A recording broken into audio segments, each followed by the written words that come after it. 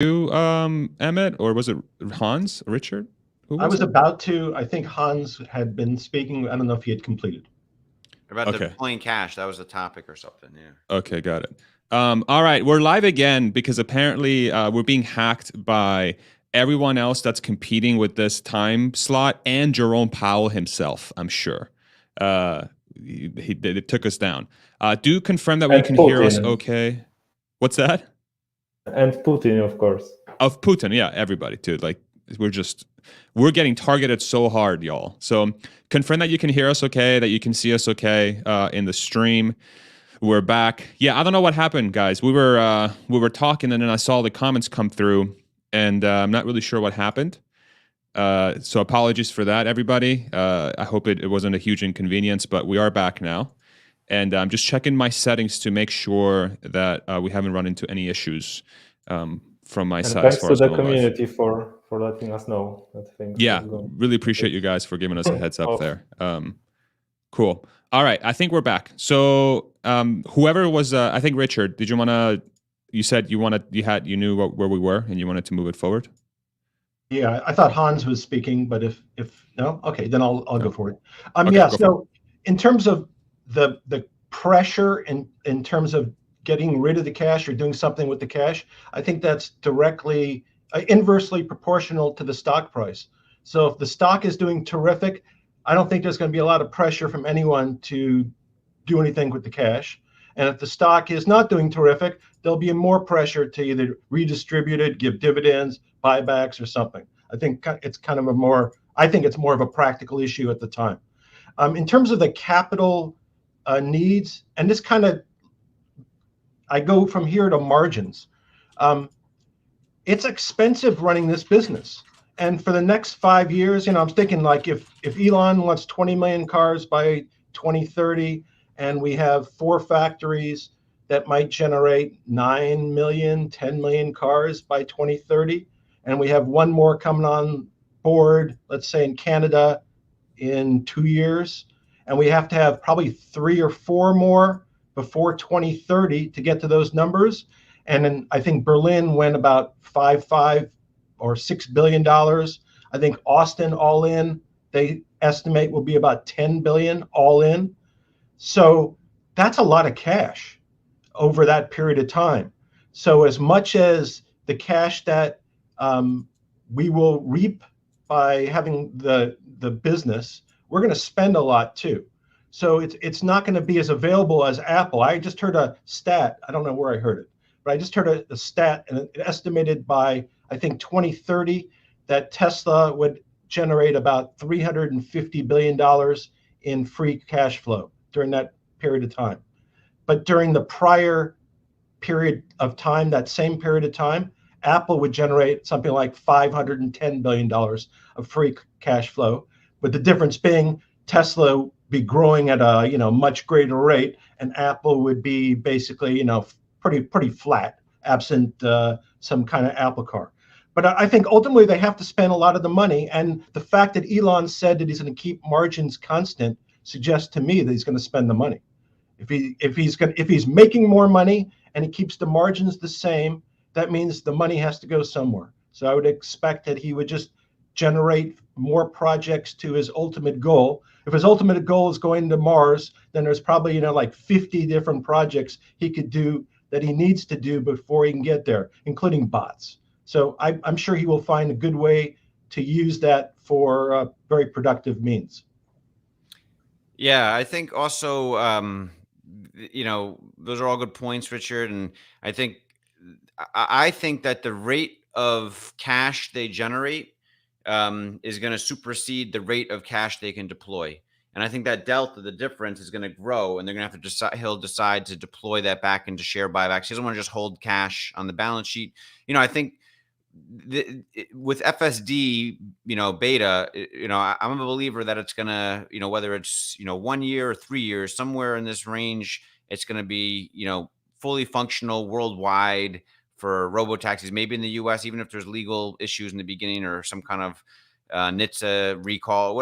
In the near term, it'll be deployed elsewhere. Then it'll be deployed in the US after that soon or whatever. So I think worldwide in 3 years, 4 years, worst case, it'll be a huge cash cow, just that technology. And that's going to really step up the game in terms of how much cash they're generating, where they're not going to be able to deploy it fast enough, even to build factories. They could try to build 5 factories at once. I think he's talked about in the past, Elon, there's only so much capital deployment they can do at once. They can't, build 5 factories at once efficiently or in any reasonable way. They can 2 at once they're doing now, and that's really extending their resources. So my feeling is that the rate of capital, the rate of cash generation is just going to accelerate, and it's going to accelerate faster than the rate of the amount of capital. And they'll spend a lot of money to build out capacity of everything, but they're not going to be able to spend that much as they're generating. And so I think they'll put some into the stock, and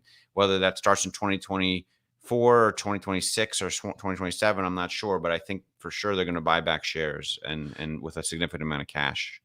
The surprise for me that when that came up, and Richard, I'll hand it to you next. I saw you coming off mute, but the fact that he came out on the yearly investor meeting and he already signaled that they may start buybacks, to me tells me that he's already seeing this separation in sort of that gap forming. And I was surprised to hear him say that. I really was, because I'm like, this is the guy that's constantly creating stuff with the money, trying to bring value for the world. And then in the middle of 2022, he's saying we'll probably start doing cashbacks at some point. But he's already thinking about one that, thing that comment at the annual investor meeting is sort of what solidifies my view on presenting here. Like I was uncertain up until now. Yeah, but anyway, go on. Sorry. No, I appreciate that. No, that helps. And I agree with you. Like I'm right there with you. I think that comment is it has a lot more meat to it than it appears. Because I just somebody like that's always thinking about the future and what to do from a product perspective. He's already thinking about buybacks, and he brought it up on his own volition. Like nobody actually, I don't think he had a direct question about. I think he was asked about dividends, maybe. I forget what it was. I think it was. I think it was a Gary Black part of Gary Black's question. I think it was like, what are you going to do? And Gary Black might have suggested dividends or buybacks as part of his question. I can't remember, but he did, go out of his way and say buybacks. He didn't say dividends, but he's definitely thought about it. You could tell. Yeah. So that signals to me that they're going to run out of things to do with that cash. Richard, I'll hand it over to you. I know you came off the mute, but thank you. Yeah, I was just going to say I would also expect them to do some acquisitions, because they could easily acquire companies like not specifically, but they could acquire companies like Redwood Materials. They could acquire a mine, especially if the idea is going to be fully integrated at your main base and have everything available. I would just think it's much easier to acquire the foundation already and then move it forward, especially if you have excess cash. So I would expect them to do acquisitions too. Yeah, I do think they'll do some amount of acquisitions. I'm not sure they'll do any big acquisitions, but I would think that they do some small ones from time to time for talent reasons more than the actual business, because I think they feel comfortable they can build anything themselves. That's how Tesla does it, and there's a big advantage in organically creating your own mining infrastructure, whatever it is, unless there's some major regulatory burden, it lets them leapfrog or something. They're building insurance themselves. They could have bought like Metro Mile for all the insurance licenses, sort of like Lemonade did or whatever. But they didn't do that. They're building it from the ground up themselves, just because that's how they seem to operate, or Elon wants to operate. And that makes sense to me too.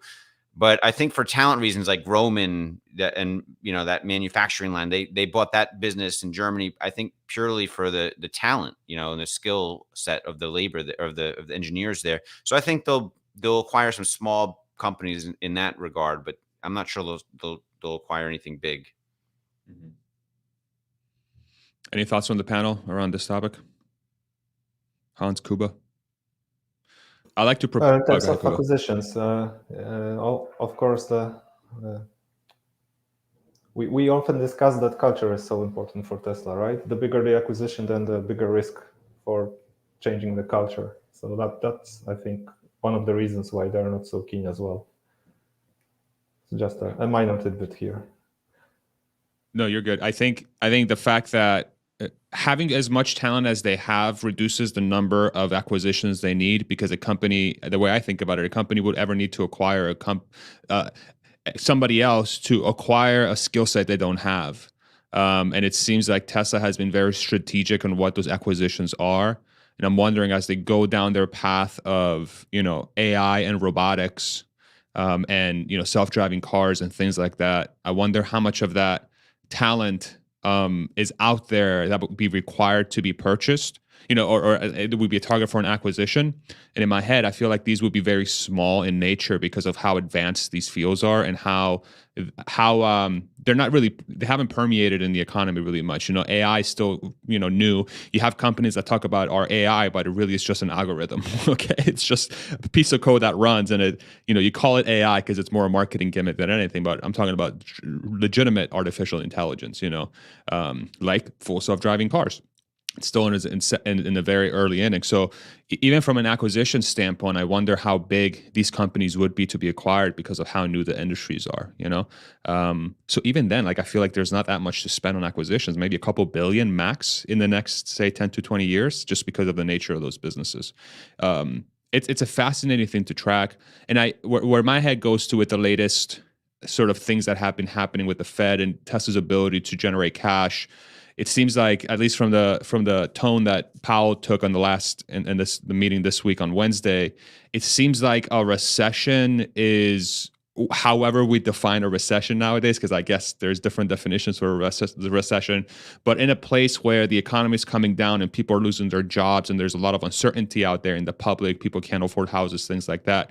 How do you guys think about the prospects of Tesla surviving during that time period, and kind of within the topics that we've discussed? Do you think that is hurt? Do you think that it delays it in any way? Does it have an impact? Anybody have any thoughts around that? I like asking hard questions. I will speak if you. So I think as the worse conditions, the better it is for Tesla, and I think they demonstrated during COVID.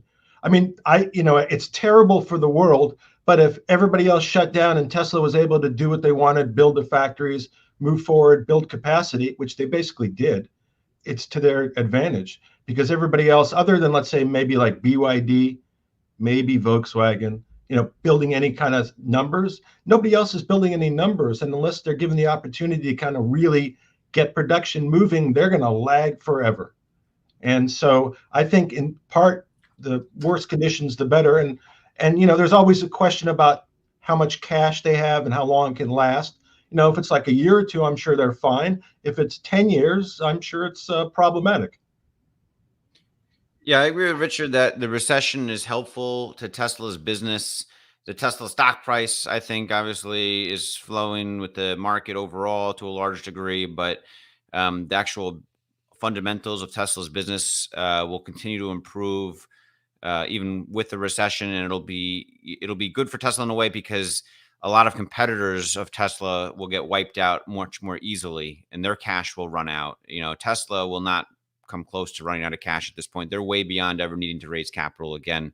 I mean, we saw what happened with Giga Shanghai shut down for 2 months of last quarter, and Tesla still generated tons of profit. So I mean, that was I feel like we've reached peak China risk in terms of exposure to Tesla. Now that Berlin and Austin are ramping up, like whether it was last quarter or this quarter, I feel like that those were the quarters of peak China exposure risk. If Giga Shanghai got completely shut down or whatever, it gets completely shut down, it would hurt Tesla the most. But I think we're getting past this inflection point where even if Giga Shanghai got completely shut down because of some crazy geopolitical event between China and the US, you'd have Berlin and Austin ramping up fast enough to carry Tesla forward still. It might set them back a little bit, but they'll still be profitable overall as a business, I think. So, I do think a recession helps Tesla in setting it apart from any kind of potential competition or perceived competition. Yeah, I mean, y'all are on the ball. The thing is that, yes, okay, there are potential scenarios where something could impact Tesla's ability to move as fast as Tesla would like to. And the pandemic was a great example of that, or the chip shortage. That there are opportunities that they could have gone faster, but they're not operating in a vacuum. And the things that are slowing them down are slowing down their competitors 2, 3, 4, 10 times as much as they're slowing down Tesla. And so when you look at them as the best positioned because of their agile practices, because of all the things that we've learned from you and from Joe Justice, they can make those adjustments on the fly as needed and continue to thrive in difficult environments when compared to any competitor. I was going to say it's probably the worst climate for a startup. They're already, upside down. They have no revenue. They have big debt, and now their financing is going to be, either much more expensive, and their sales are going to be lower. That's kind of like a recipe for disaster. You're on mute, Farzad. I'm so good at this. How about the what's going on in China with potential risks around, there's all these YouTube videos now from all these finance folks, which, I really respect and I really like their content, but I could not get away from my homepage. Every other video was China's about to collapse, China's about to collapse. And I know there's a lot of legitimate fears in that country around their, the housing bubble that they have, how it's 30% of the economies, as the GDP of the country is tied up in these assets that are tied to these loans that are super, super risky, and there's a bunch of different variables that are going on with that. But if China were to go into a serious economic, say, recession or depression, how do you guys think about that with Tesla specifically? Because a significant percentage of their sales are in China. And I've heard a lot of bears talk about, hey, this is a huge risk that's coming down the pike. I have my own thoughts about it, but have you guys thought about that variable at all? Is that something you'd like to discuss or anything that has come up? So it depends on the scenario. If there's a situation in which the government is shutting down the factory, or for whatever reason they can't export cars from Giga Shanghai, that's a completely different scenario than there just isn't as much of a market for cars in China, because their cost of production there is still really low. And if the economy is cratering, like, they could be one of the best employers, and they could get a lot of support from the government because they are a backstop trying to at least support portions of local economies in certain places. And they can just shift those deliveries outside of China if the market inside of China collapses. So, that's one possible scenario. Now, if something happens and for whatever reason the world is, say, imposing sanctions on China and they're not allowed to export cars, or, there's some sort of military conflict that impacts that, it is definitely a different scenario. And it's, it would definitely be a material impact to Tesla to lose that capacity and that export. But like we've said, there's other factories coming online. It's definitely something they could get through, but it would be a significant short-term challenge. Yeah. To me, the way I think about it is that it's the Tesla and China seem to have a very good relationship, and Tesla is a big percentage of the sort of Chinese future of trying to move electric cars forward. And they seem to really respect engineering and a lot of brains, like intelligence going behind something. I don't want to speak about their government or anything like that, but just specifically from what seems like is the relationship between Elon and China. They seem to have a pretty strong one. And I think I agree with you that short of the country taking any steps to physically put limitations for Tesla to be able to operate within that context, is in China's best interest, it seems like, to ensure that Tesla is able to continue on its path of selling cars and driving their mission forward. And I think the export nature of that relationship as well, where they're able to divert the car, say the demand isn't in China, but they're still selling it anywhere else, and the Chinese factory gets the funds essentially because they're selling it to other markets. I think that also works to their advantage. And as Austin and Berlin ramp, you're taking less strain out of that factory, plus any other gigafactories that come up. So here in the next year or two, there should be way less dependency on Shanghai to be your majority driver of cars versus, then your other three factories will do, 2 to 3x what Shanghai is doing now, right? So there are some pieces in place that will shelter any potential impact from that country seriously taking on some bruises. But that's how I see it. I don't know if anybody else agrees, but it's a curious thing to talk about. Yeah, as far as I'm going to your original point about like kind of the fear mongering going around about China's real estate bubble and recession coming. I can't remember like any stretch of meaningful time where that type of I don't want to call it fear mongering because it's probably a realistic possibility that this stuff is imminent, but I can't remember any point of time in the last like 10 years where that kind of storyline isn't being presented by certain people in the media or on YouTube or Twitter or whatever. There's certain people that are just very anti or, bullish, bearish to China in general. They think, it's about to collapse. And, there's this hedge fund manager, Kyle Bass, that's been talking about it for a decade plus now. And, sooner or later, it's going to happen. But, China will go into a big recession. I'm not on the ground in China. I don't really know enough people on the ground. It'd be great to have like a roundtable discussion at some point. I've been talking to Matt about it, even or on your channel, some kind of discussion with some people that are like on the ground in China and understand the Chinese economy, along with people that maybe understand Tesla to some degree, so we could kind of put it together and get understanding from people on the ground there. I'd be curious to see what their views are on this. If anybody in the comments section has that sort of capability, shoot me a DM on Twitter at Farzyness, FARZYNESS, or I guess Emmet. I don't know if your DMs are open, but definitely feel free to send it to me. Yeah, the Fully Charged show, they have recently acquired a Chinese correspondent, so maybe there's some collab possibility over there. Nice. Okay. Optimistic plague lawyer view. They used to say, like when the United States sneezed, the world would catch a cold. That's what they used to say. And so I think China has a material effect on the rest of the world economy.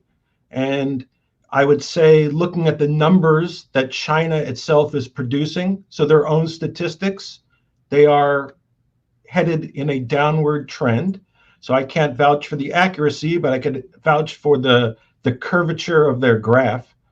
And I think their COVID restrictions are ridiculous and anti-business and not helpful. And the fact that Xi is running, he's running for election, I think it's October.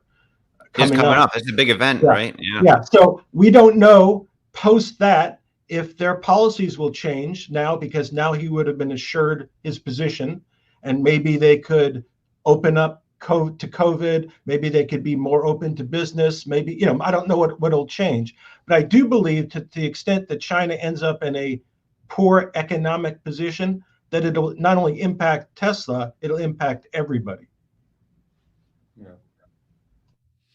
Yeah.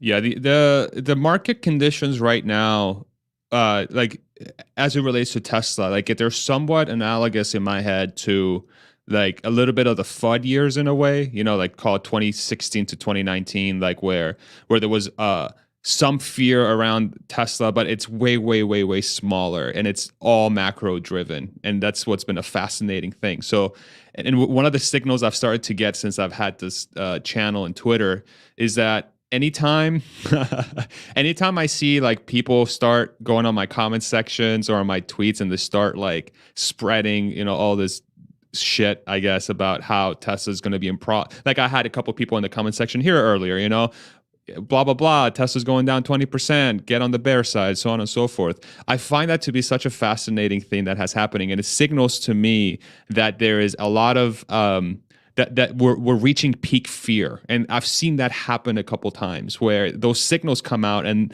if I start getting shit on my channel and Twitter, then that tells me, okay, we've reached a point where now everybody's afraid, and there isn't a lot, these folks are emboldened, they're coming out, Tesla's taking the beating, like a lot of people following the company are exhausted. Like me, I'll be honest, like I look at the stock and I'm like, damn, another red day. That sucks. Fortunately, I'm in a very good position to be able to survive that. But at the same time, it's mentally exhausting. Emmet, you and I were sort of DMing before this live stream, and we were talking about coping mechanisms that when you're in a Yeah. environment of this sort of pain that folks are going through. And it's no fun to look at your holdings and seeing them red month after month after month after month. So Yeah. what are you doing to try and survive these months here?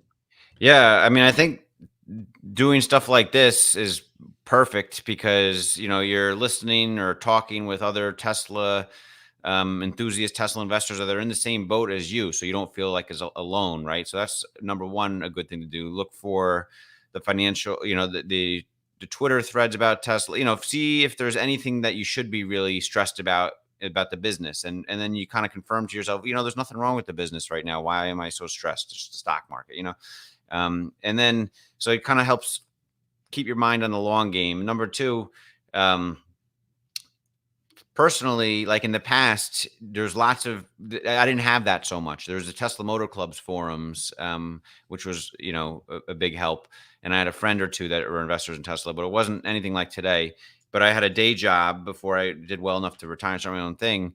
And I would just I put my head down and just focus much harder than I would work hard anyway, but I would just, like, on the days where Tesla was down a lot, I would just be like, well, I guess I'm not going to retire from Tesla by the time I'm 50. I better just work extra hard at my job to make sure, I continue to do well in my day job, which I was doing well anyway, but it would just I would channel that fear into like motivation to work harder at my day job. Or now that I don't have a day job, I try to spend more time with my kids or my family and just remember what's important, or maybe I go exercise or go for a walk in nature, spend time with friends and family, helping other people gets me out of my own head a lot. I try to find healthy coping mechanisms on days where it's so stressful to look at the Tesla stock price, because, there's nothing else, there's nothing. It's good to change my mindset, into something else when the Tesla stock is down 5% or 4% on a day, day after day after day for a week straight or something like that. So that's how I deal with it. I try to just channel into something healthy. Everyone else has other ideas. I'm curious what you guys do when you're seeing lots of down days in a row like that. I cry. I got my crying session in before we got in, so I'm good. All right. I try to figure that this is a learning experience, and I don't really care how bad the time is in particular. I figure it'll be helpful 10 years down the road. The next time I've given, there'll be some set of facts. I'll have gone through this. It'll be like a piece of cake at that point in time. And so I try not to get bent out of shape. I know it's long term, and I try to make it as productive as I can. That's kind of how I look at it. Kubar, Hans? I guess for me, I'm in kind of maybe an in-between position. First of all, I've been in the stock long enough to have done pretty well based on what I had in there, but I never had that much in it to begin with to where it's, a huge sum of money now either. And so, because it's performed significantly on a percentage basis, and because it's not like, I don't know, it's probably 30% of my net worth. I don't necessarily let it, it doesn't bother me. I don't really even think about it. When it's down, I'm like, I wish I had some extra cash. And that's, so recently we sold our old house. We moved to a larger house to have a little bit more room for the family. And part of the deal was that our property had done pretty well. It had appreciated more than double what we paid for it.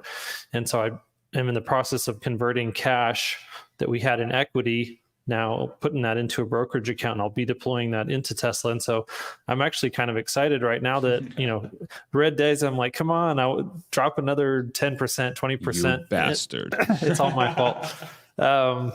Because I am planning to deploy more into the company, here in the next month. And so the longer I can actually get a discount on the stock price, the better that is, for at least for the next month. That's a nice position to be in, to always have like that next buying round of Tesla stock coming up, so you can kind of be like, hey, it's not so bad, it's going down. I'll get some more cheap. Yeah. Yeah, I mean, this is the first time I've been in this position since really I held, and it's just because we sold the house. So I've been, all the spare money that we had before was already in, and so I would see opportunities. I'd be like, man, I wish I had the ability to purchase right now. What about you, Kuba? Yeah, I just wanted to go this direction as well, and I follow some of the Buy the Dip crowd on YouTube as well, some of the stock pickers, and what they seem to say, and I think slowly getting to that point psychologically, is that, yeah, exactly, that you get excited that you can buy more, and it outweighs the pain that you feel from your portfolio going down, because it basically just deep down you know that in the end it will all go up, right? So and I think that's a big effort that you have to put in to set it up in your mind like that. And I think that would be great. It will be certainly stressful, but I'm not sure if that's even realistic to be like that all the time, because it seems a bit too rosy to be always excited. Oh, obviously you have to have disposable income to actually deploy. So that's the position that Hans is right now. So yeah, and I wish everyone that they are in this position, that at least even small sums of money regularly that you can put in, and then maybe it's more bearable, because at least you're getting a discount. Yeah, it does take some intention and being strategic in order to make sure that you're in a position where you can do that. If that's the way that you need to manage your psychology, like if you need to have some margin, some buffer on the side in order to be able to deploy cash in when the price is going down, in order for it not to make you freak out and want to sell, or, get yourself, because I mean, that psychological personal battle that you're going to fight as an investor is something that you have to do on your own. And so you have to know, what are the things that freak you out? What are the things that make you want to hit that sell button? Or, what are the things that potentially could go on in your life that could actually put you in a position to do something that maybe you don't even want to do? And so thinking about those things ahead of time, and, creating contingency plans and trying to build in the margin in your life, which you probably do by not taking on any margin in your brokerage account, then yeah, you have to think through those things. Yeah, I think. Go ahead, Richard. Oh, and it helps if you like the daily drama of Elon. Then it's fun. That's right. Yeah, I think for me, like it's a chance for me to sit down. So when in my head, when I look at the stock price and it's down, say, more than I would like it to be, let's just put it that way. Like I'm being psychologically impacted by the market movements. I always use that as a signal to say, okay, I need to sit down and re-go through my math and why I'm invested in the first place. And if I'm comfortable with how much I have invested in that stock, in that thing. So I always use that as that signal. Like, do I have the right amount in the right place? And I go through the math. I ensure that all the variables that are in play are still backing up that thesis that I had as to why I have so much in the stock. And if I get a green check mark for all those things, is Elon still at the company? Yep. Are the growth prospects still there? Yep. Are they going to be super profitable here in the coming quarters? I think. Yep. Are margins going to be in good shape? Yep. Is there some risks with China and the economy? Yes. But do I think that Tesla will be able to survive it better than anything else in the economy? Yep. So I start going through that process. And again, not financial advice. For the love of God, I'm the last person you want to listen to for financial advice, okay? But this is how I think about it. And it also, like, and maybe, I don't know how much this, Emmet, you were kind of talking about this too, but I'd really force me to sit down and be like, okay, what actually makes me happy? Like what actually makes me happy as a human being? And I use these like down days to lean hard into that. I'm super passionate about Tesla. I'm super passionate about getting to sit down and talking with y'all and being part of the community and, following the stock price. And it's fun. It's just really, really fun. But I also like playing guitar. I like hanging out with my wife. I like to, eat good meals. I like to exercise, and I should be doing more of that. It gives us, I think, a chance to plug in with the real world a little bit.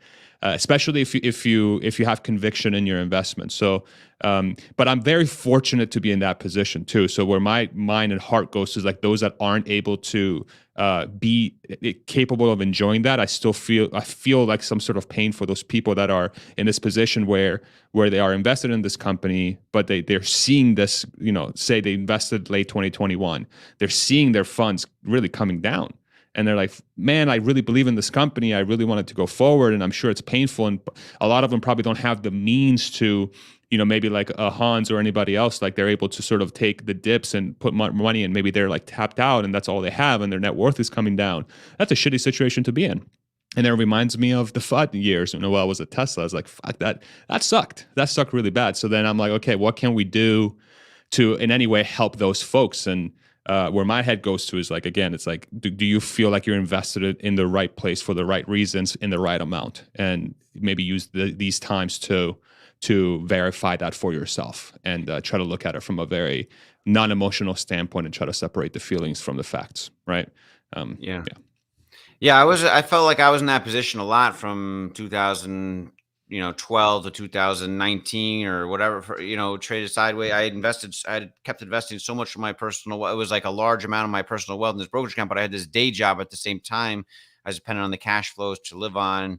And when there was peak FUD or the macro market was collapsing and Tesla along with it. And I was using like a lot of long-term options at the time too. So when Tesla was down 5%, maybe that brokerage account was down 20%, so it was some pretty stressful days. And I would just totally like channel that fear into like, I better work my butt off of my job to continue, being very productive in my day job. So like on the down days, it really like, not that I wouldn't work hard on the up days, but I tend to more relax when Tesla's up to all new time highs. I'd be like, oh, I probably don't even need to work for that long. I don't need to do as much. But when Tesla was down, I'd be like, oh, get on that keyboard, write all those emails, make calls, just get on it. Emmett, I feel that so hard, much. Yeah. I'm curious, Emmett, can you speak to, since you've basically been on both sides now, you've done that personally, but now you're also managing money for other people and you're invested in high growth, high volatility things. What's the difference that you feel now in that emotional battle of being an investor and managing not only your money, but managing money for other people? How does that compare to before when it was just yours? And so, maybe before you were taking bigger risks. And so it felt like, well, the people that have, it made it pretty clear the fund we have, it's very risky. We make sure our investors are not allowed to put in any more than 10% of their net worth. That's the maximum. We screen for that. And because it's very risky, we want to be the risky portion of people's diversification basket. And so they know full well going into our fund that it's going to be very volatile, because that's the only way I can sleep at night, knowing it's other people's money too. So that's also, 10 to 20% of my net worth is in that fund. That's where I am most risky with. And it's stressful. I want to see that business grow. But I have to continue to remind myself that, this is not my whole net worth, this fund. So when it's going up or down 10 or 20% in a day or whatever, like it's not my whole net worth. Most of my net worth is Tesla stock and a few other things that, SpaceX, some other things. But the fund itself has a lot of options, and it can be stressful for sure. But I have kind of boxed that stress into that pooled account, so to speak. And so it's contained, and it can't gravitate to become my whole life. It can just be that containment zone of 20% of my net worth and 10% of the other investors' net worth. So I know there's that containment. It takes the stress off a little bit. Not to say it's not stressful. It's still stressful because I want to see the business grow. So I don't have like some other day job to work on to channel. So I try to focus more time on family or healthy habits or whatever it is. It's just, but it's still there. But I have to remember it's, in this one box that's not more than 20% of my net worth typically, and can be 10 or 20 depending on how the markets are going. But at some point, if it grows really well, maybe it'll become 50% of my net worth again. It'll just go really well and go. But that's it's possible it goes down to be 0% of my net worth too. So I have to realize that if it crashes. So it's just a different animal now, and it's the same aggressive investment strategy I've been using personally. But I've moved it just to this one pooled account that other investors can join in on, and it can go for years, having a really tough time and then explode one year, or maybe it'll just dwindle away over a long time. I will find time will tell. Yeah. I was going to say, I find one other thing on this topic, that people sometimes are so tunnel vision in Tesla that if the stock goes down, that means Tesla is going down, and it's not relative to the macro. And I think people get unnecessarily stressed out when if the economy, if the market's going to go, if you look at the market today, it looks like, a horror movie. And if that's the case, there's, it's a nothing. It's a nothing burger, as Yashu would say. And so I think people sometimes get overly focused and take it personally when it's really not. It's just more the general. Yeah, I do think that to me speaks to maybe an honest conversation has to be had with oneself that says, again, like, why do I feel the way that I feel?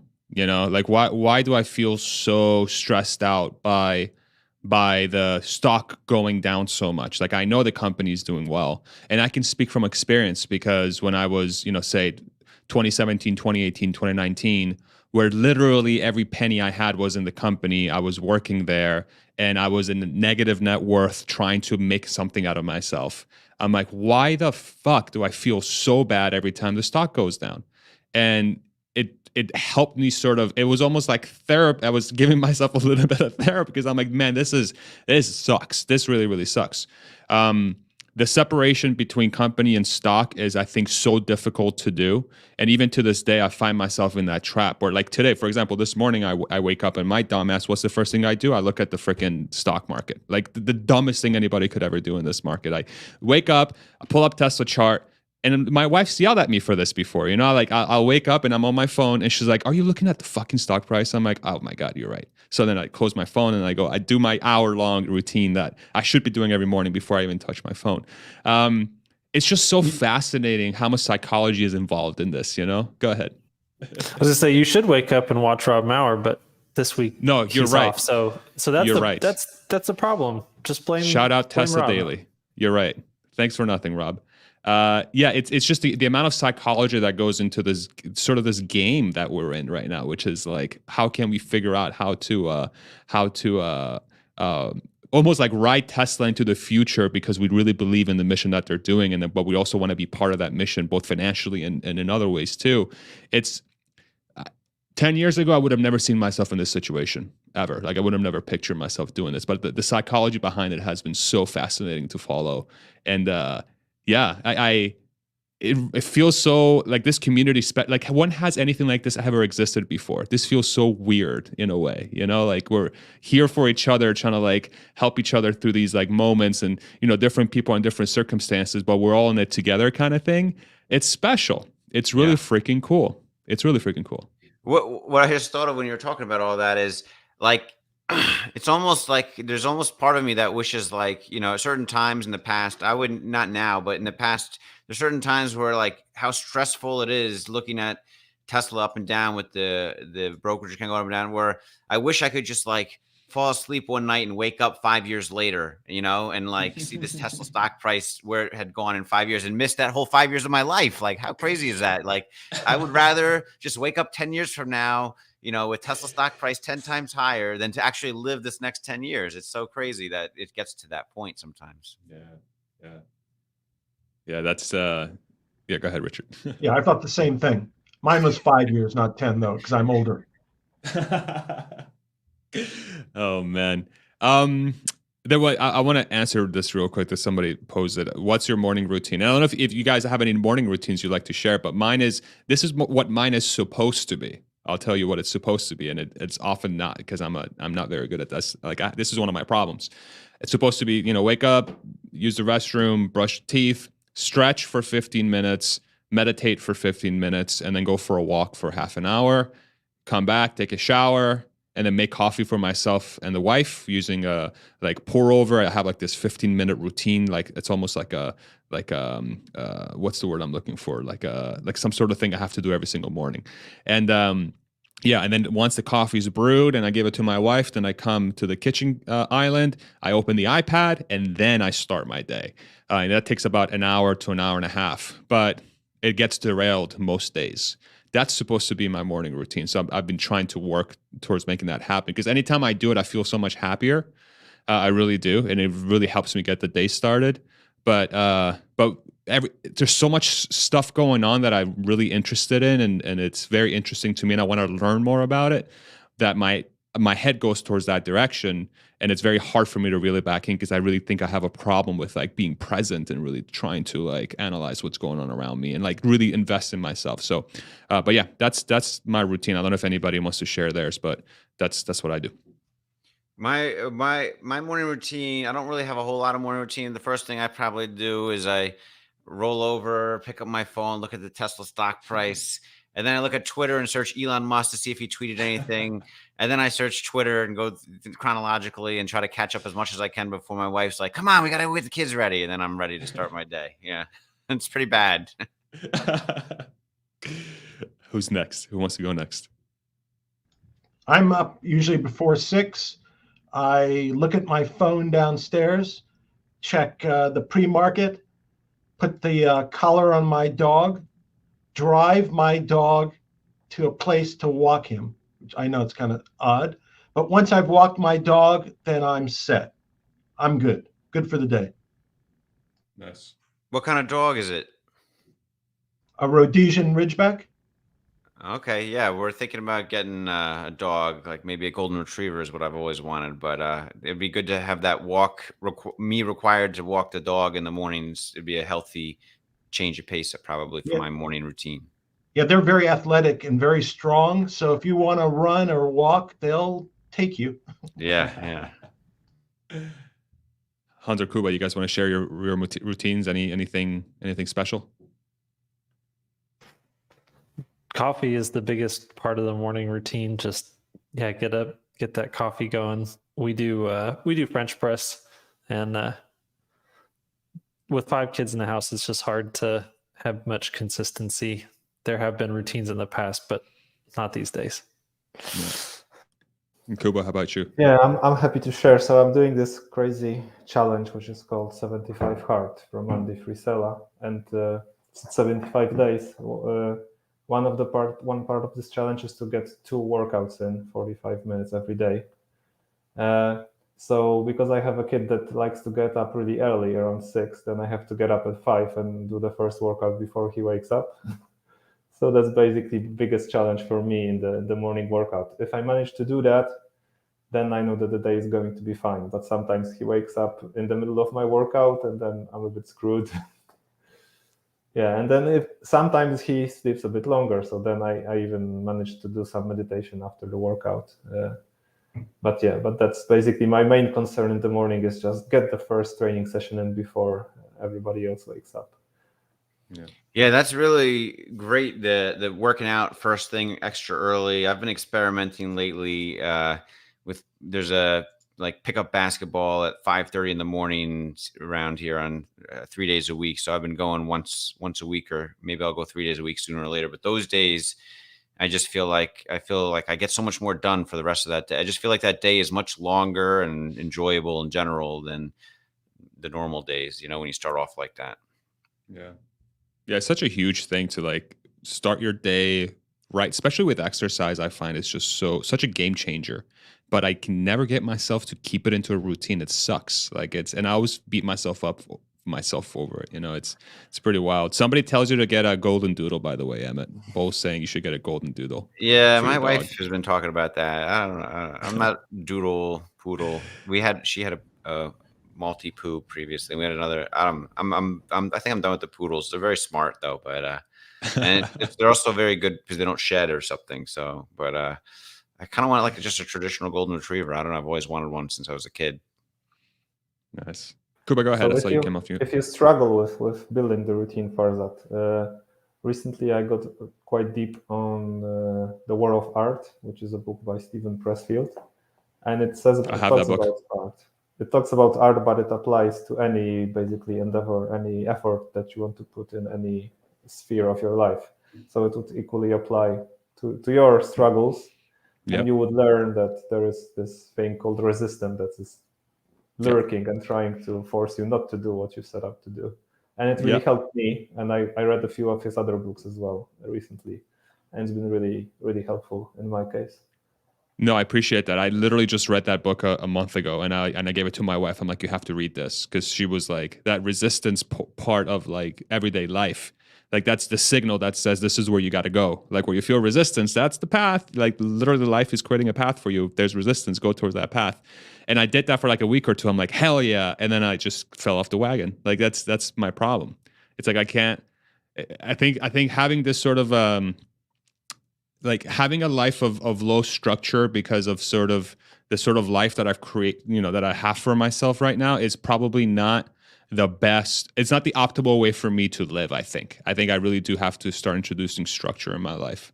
I think and I wonder how many people out there are sort of like in the same boat. And again, I don't have kids either. Like, so that's another thing I think that is impacting this right now, is that because I don't have that crazy, like some sort of structure that forces me to do certain things, to create a routine or to get me going a certain way. I think it's detrimental, because then it's up to me to create that structure for myself. And I'm finding out that I'm not very good at holding myself accountable. So I think I need to invest time in seeing how I can make myself be accountable for my own actions to try and get into those things. And that book was super helpful. But for me, it's like longer term, because I'm like drawn by these other things, like, oh, check Tesla, like Emmet said, like I can't tell you how many times it's like the same thing with me, Twitter, Tesla stock, and everything else. I'm like out there trying to absorb this information so I can make the best decisions for the future. And this whole time, I'm like missing out on the present and making the present better and making myself better through health and mental health and other things. So it's a struggle. Yeah, It's you a can freaking struggle for outsource me. the accountability as well. You can start a channel on our Discord, and then we'll check up on you. Oh, shit. To tell us how the morning routine went. Damn, that's a good idea. Oh my God, you guys are gonna be so disappointed. I can charge you to coach you if you'd like. Okay, very lawyer of you. Yeah, Yeah, thank you. I was gonna say along these lines. I saw something last night. It's not really along these lines, but it's an excuse for me to say this.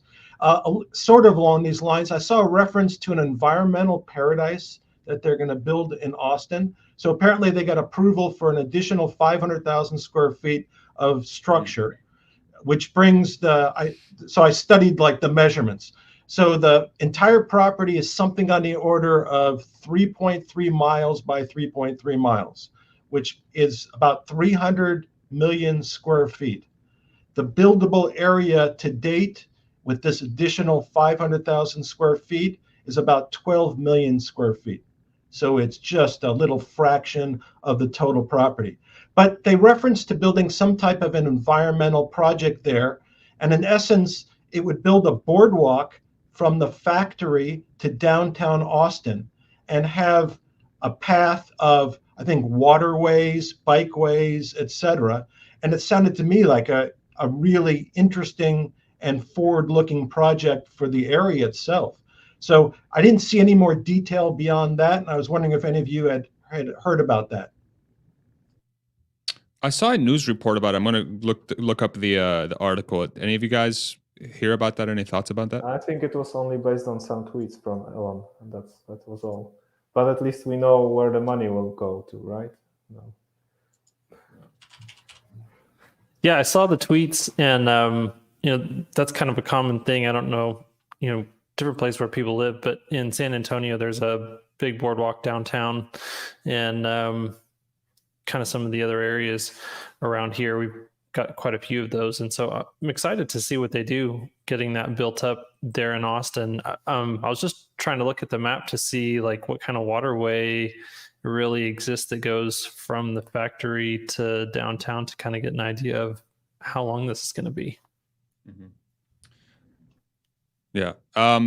Maybe for the last 15, 20 minutes here of the stream, if anybody in the comments section wants to drop some comments or questions for the panel, write question right before your comment, and then we'll propose it to the panel, and then we'll discuss it. But maybe in the meantime, Emmet, what are you looking for going into next week? What's your head telling you? It's going to be the same old thing we're seeing in the last couple of days. How are you thinking about that?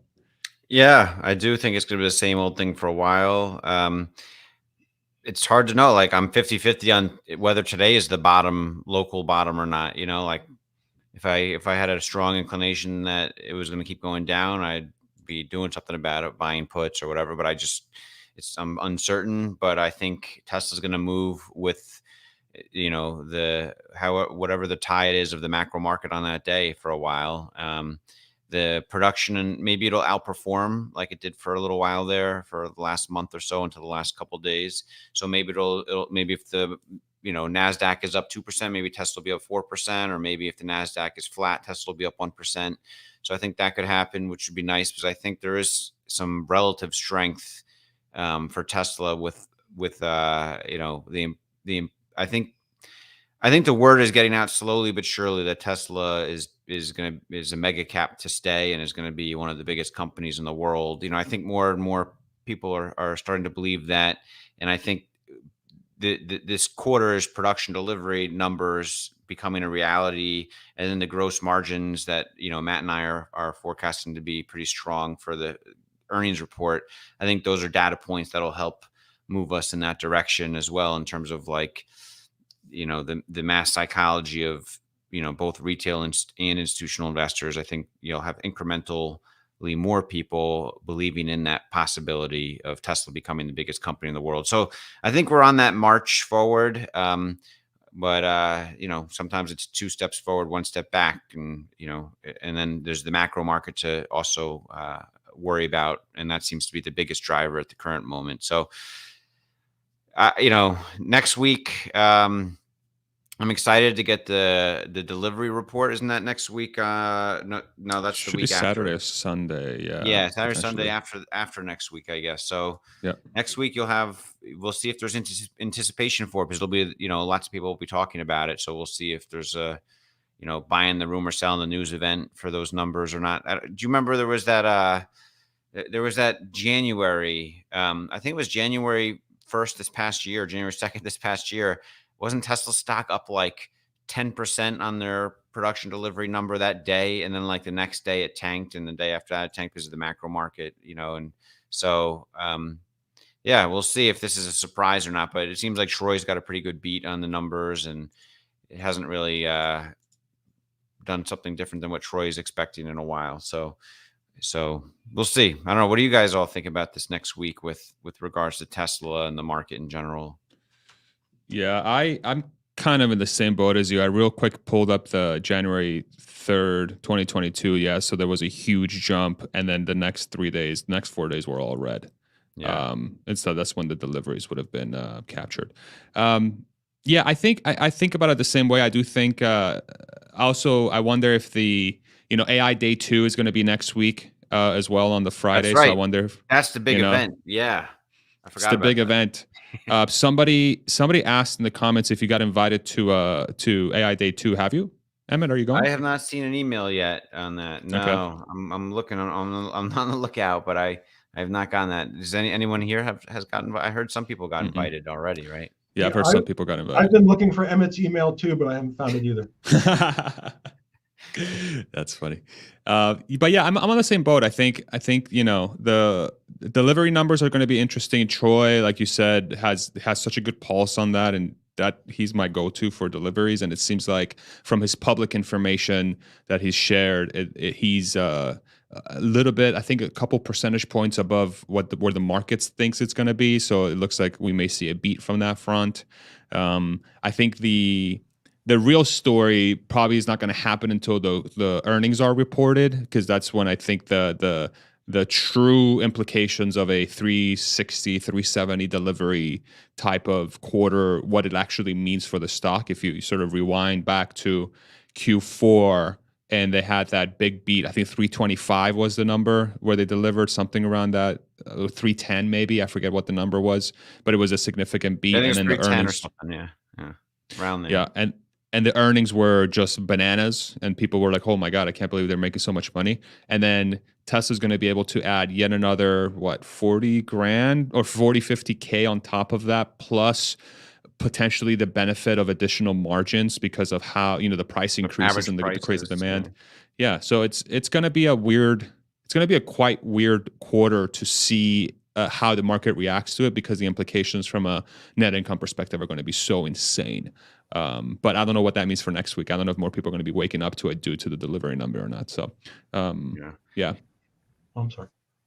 I would just say in this macro market, Tesla, like it could have something similar in the earnings report. Maybe the earnings report blows us out of the water and Tesla is up, 10%, 15%, after hours. If the next day is a day like today in the macro market, Tesla could end up flat that next day. We've seen that many times. And so it's frustrating, but I think you gotta just, for me, I just remind myself that I feel like there's a floor in Tesla stock, and that floor gets raised with every earnings, beat from the prior quarter in terms of gross, profitability and such. Anyway, sorry, Kuba, you were going to say something.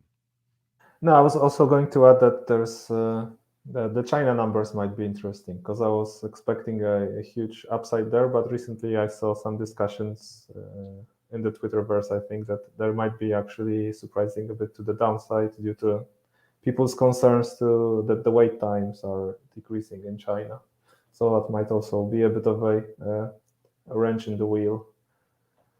Mm-hmm. I'd heard also that I'm sorry. No, please go ahead. Right. I'd heard also that in China there was some public discussion that there might be some discounts offered in October, and that might be suppressing demand up till that point. At least that's what I'd heard. Yeah, I think we'll get all the answers we're looking for in the delivery number. Let's go ahead and answer some questions from the chat. Ishan, Discord member, Patreon supporter, YouTube supporter. Thank you very much, Ishan, for the question. At Emmet, how often do you see people needing to withdraw from a down market because of life, quote unquote? How do you advise people at those times? Is that something that you can answer for us, Emmet? I'm not sure I understand. Like withdraw emotionally from a down market because of life, or is that? I think that's what he means. I think it's like when the stock's down, or like when something's down, and then people are like, "Man, I lost too much. I got to pull it out because I don't know. I don't feel secure. I need to use it." Yeah. I mean, I see people think about that, and I've seen people do that, and it's almost always been in retrospect a mistake when they've done that. I mean, none of this is investment advice, obviously, and but it's if it's to the point where there's more exposure to Tesla than that you depend on to live your life, if it got cut in half, for example, or worse, then that's probably not a good thing. And yeah, I don't know. I mean, I don't really advise people. I mean, people ask me questions. I have friends and family that ask me questions, and I just tell them what I'm doing a lot of times, and that reassures them to some degree, I think. And most of them have stuck with Tesla or all this time. So they've been happy and rewarded over the long period. But yeah, it's just, I think it's good to know that you're not alone if you're kind of emotionally withdrawn from the down market, that there's a lot of people in the same bucket or same boat as you with regards to the market and Tesla in particular. Yeah, I think it's wise in your fund, Emmet, that you have this 10% limit, and that because I interpreted this question as withdrawing the funds, selling the shares actually, and possibly in your case you don't have that much stress when down market comes. I remember Ross Gerber always talks about it, that the hardest they have to work is when the market is down, because they just have to convince people to stay the course. And that's when they work the hardest, and that's the hardest part of their work. And that's possibly you somehow mitigate that due to this 10% limit, which is a really nice idea. Yeah. All right, let's do another one here. I've seen a couple of these questions come up, and we discussed it on either this stream or the stream that broke from before. But will Tesla's lead become greater in a recession environment? And we did have I'll just summarize it real quick.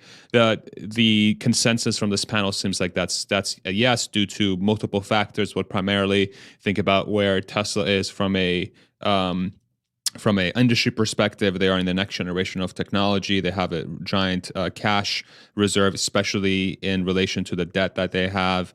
You think about the talent that they have on the team and things like that. And so, unless anybody else wants to add any other things that we didn't discuss, it does seem like that's the case, especially like Ford and GM's, all these traditional automakers. If there's going to be a substantial recession where sales are going to be impacted, those folks are more likely to fail, which is going to open up, you would think, a demand opportunity for a company like Tesla. But any other thoughts there? I think I got it. Okay. Yeah, I think perfect. it was Hans at the beginning of the stream. He pointed out that it's the agility of Tesla as well, and they've proven right. that they can navigate the difficult environment better than anybody else. And the legacy players, they have all this like financial infrastructure around selling cars, like the loans that are possibly likely to collapse, which is a big burden for them that Tesla doesn't have. No. Do you think there's any chance to make nice with the government that at some point in time Tesla bails out a failing legacy? I don't think so personally, but it's an interesting idea. It's possible that they would ask Elon and he would decline, or maybe he'd entertain it if they asked him. But I don't think so. Maybe he'd offer to be like a consultant for them, or send some of his engineers to help improve their manufacturing process or something. But I don't know if they'd like take over, acquire any of those brands on the government's request. But it could happen. Yeah, it's a good question. That's a wild headline. Government asks Elon Musk to rescue Ford and GM. Boy, could you imagine that being in the print? What's the upside for Tesla? Well, so I'll take the one like counterpoint to Emmet, or the opposing view, that, you know, if somebody, I'll say Ford is the most likely candidate in this scenario, actually makes progress on EVs, and they're far and away in second place to Tesla as far as their ability to supply the demand, and then something structurally were to happen, you can definitely make an argument based on the mission of accelerating the world's advent to sustainable energy, and especially sustainable transport. And Elon has said multiple times that their goal is, you know, to shift the entire market and all the manufacturers to electric. That, you know, they don't intend to be a monopoly car producer. That there could be definitely some support. Now, I don't know what the extent of that support would be, but there might be a position where Elon could step in and do something to help somebody like a Ford. You know, I just don't foresee GM ever getting far enough down the path to actually transitioning for them to be a candidate. But, you know, Ford, I think, is on their way. It's an interesting point. So kind of like for the sake of the mission, Elon's like, yeah, we need this to be here, because otherwise the mission slows down. So we need to make sure that there's more players. Okay. Yeah. It's logical. Question: what do you think will be the main topics at AI Day 2? That's next week on the date. So September 30th. Bot Dojo or something completely new? Emmet, what's your take? Yeah, I think we have to keep in perspective that the primary objective in Elon's mind of this is to be an attraction for recruiting, continuing to recruit top talent in this space. You know, all of us, we're not the target. You know, investors are not the target audience. I mean, we'll love what we see, of course, but I think the target audience is really getting those future engineers coming from state-of-the-art schools, or current engineers working in other companies that are looking for something a little more spicy to do or whatever. I think trying to get their attention and presenting a vision that is, you know, is important, you know, because you need to have a goal, or an objective vision for them to kind of see and realize what Tesla can accomplish to want to work there, I think.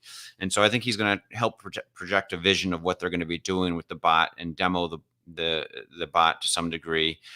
You know, I wouldn't be surprised if you have an autonomous robo-taxi pull up and the autonomous bot get out and walk up to the door with the pizza box or something. and then walk back to the car and drive away. Like that'd be kind of cool. But I think the bot will do some stuff. It'll be exciting to see, and maybe they'll talk about more design of the chip. I don't. Yeah, they'll probably get into some real technicalities that'll be above my head for sure. But I'm very curious to see what's kind of demonstrated. I think it'll be exciting. I'm not sure it's going to move the needle in terms of institutional investors at the moment, but I don't think it will. But I don't think anyone's expecting it to right now, given the previous showcase days they do. So yeah, that's kind of where I'm at. What do you guys think? I think robotaxi has become more likely since they started. I saw Dirty Tesla post his invitation on Twitter for AI Day 2, I believe.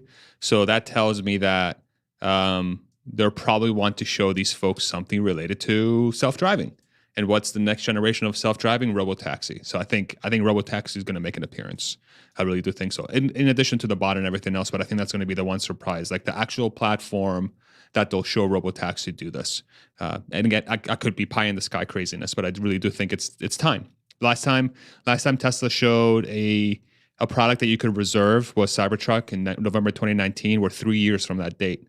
I think it's time for something to come along that consumers can reserve for whenever it's due. What do you guys think? Anybody else have any thoughts?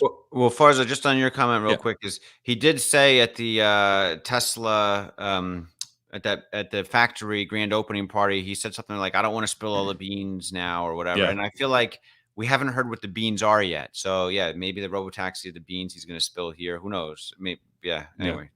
I have my fingers crossed. I really do think it could be a significant chance. We'll see. I'm going to be wrong again, I'm sure, but we'll see.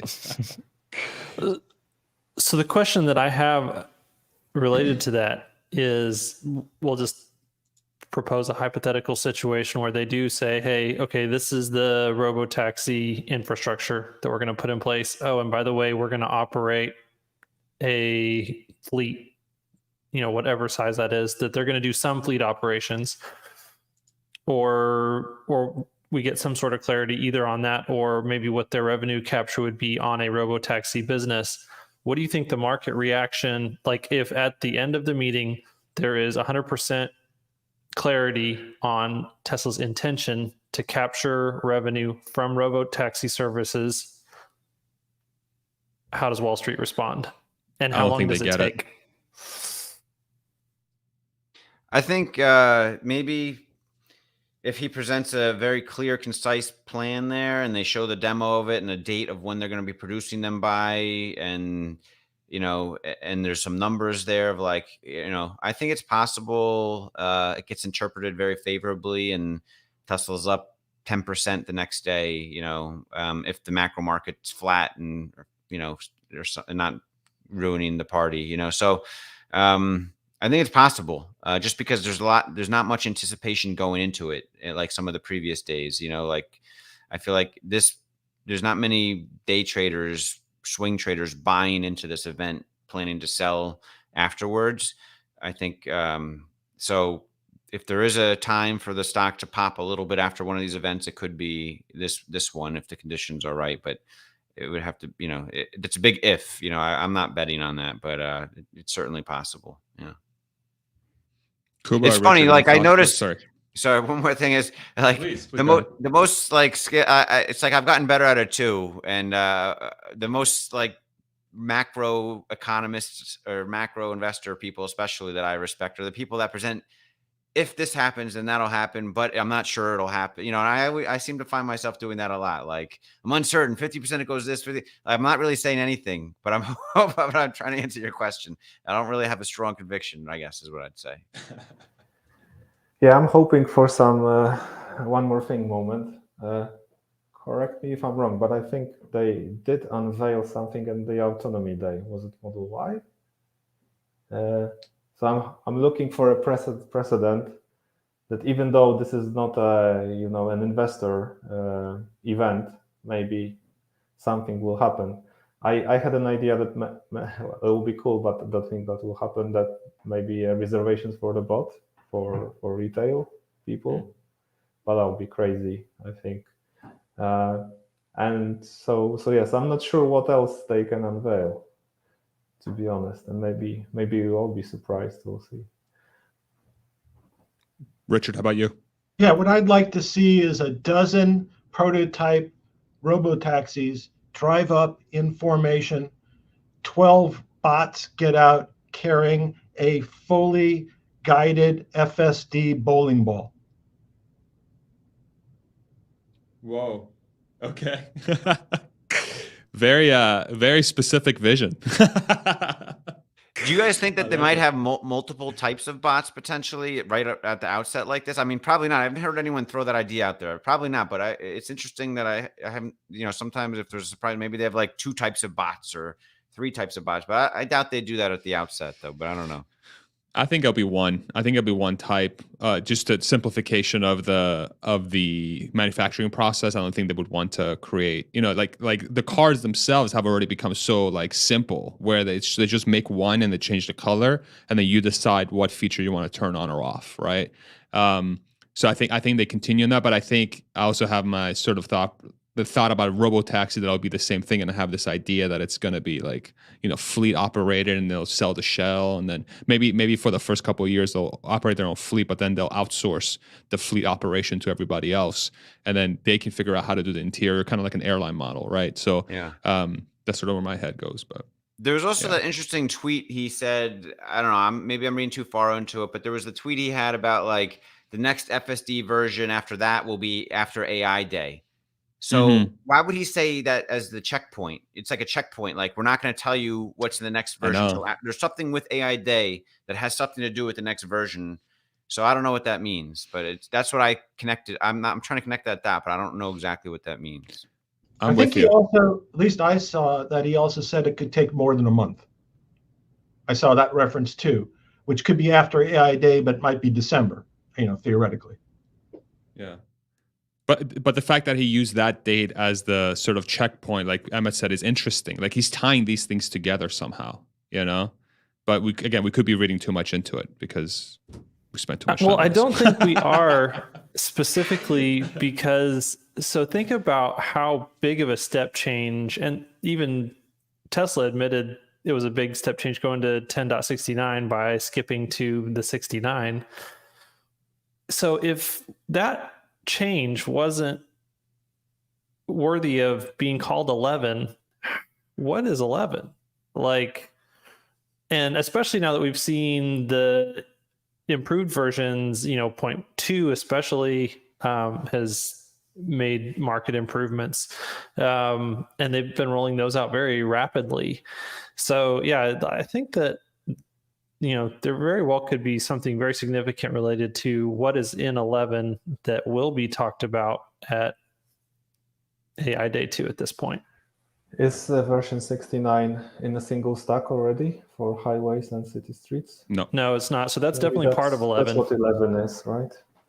But I think there's more to what it took to do all of that like the complexities of being able to operate actually smart summon, not just smart summon, but actually smart summon.